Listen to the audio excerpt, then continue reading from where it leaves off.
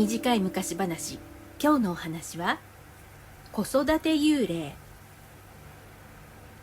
昔々ある町に飴を売る店がありました。ある日、もう辺りが暗くなって人通りがなくなった頃に、一人の女の人が飴を買いに来ました。痩せ細って青白い顔で、か細い声で、飴を一ついただけませんか、そう言うのです。亭主は女に飴を一つ渡してやりました。女は懐から一文銭を取り出して亭主に渡しました。その日は一文銭を銭箱に入れてそのまま寝てしまったのですが、翌朝銭箱を開けてみると、おや、中に葉っぱが一枚入っています。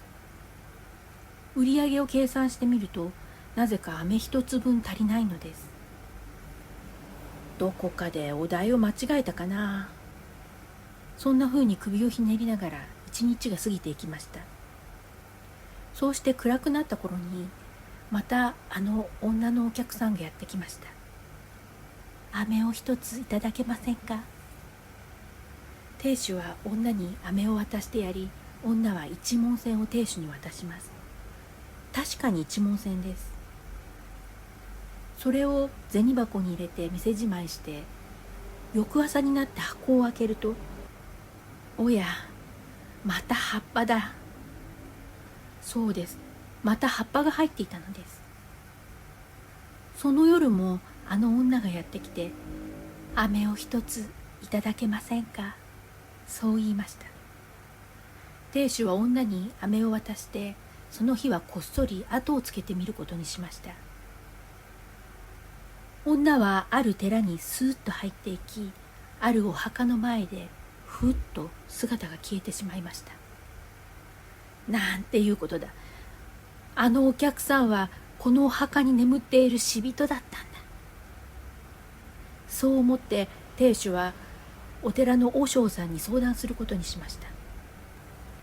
和尚さんは亭主の話を聞き、実はあのお墓から毎夜赤ん坊の声が聞こえるんだよと言いました。墓は先月亡くなった若い娘さんのもので、お腹に赤ん坊がいたというのです。そこで和尚さんは翌朝になると人を呼んで墓を掘り起こしてみることにしました。南無阿弥陀、南無阿弥陀、南無阿弥陀。和尚さんがお経をあげて、墓掘り人足が土を掘ります。ザクザク。そして棺桶をよいしょ開けてみました。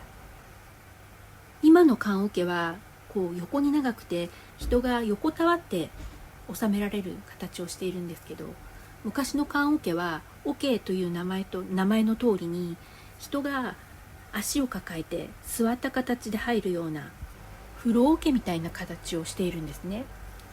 それでその棺桶の中に死んだ女の人がこう足を抱いた形で収められていて、その女の人の膝の上に赤ん坊が一人いて、おいしそうに飴をペロペロ舐めていました。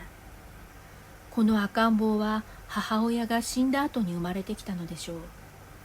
しかし死人の身では父をやることもできなくて、仕方なく幽霊になって飴を買いに出たのだと思います。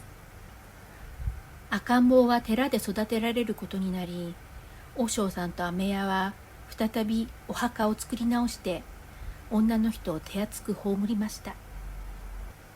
その話が評判となり、飴屋は大層繁盛しました。また赤ん坊は大人になり、偉いお坊さんになったと言われています。とっぴんぱらりのぷ。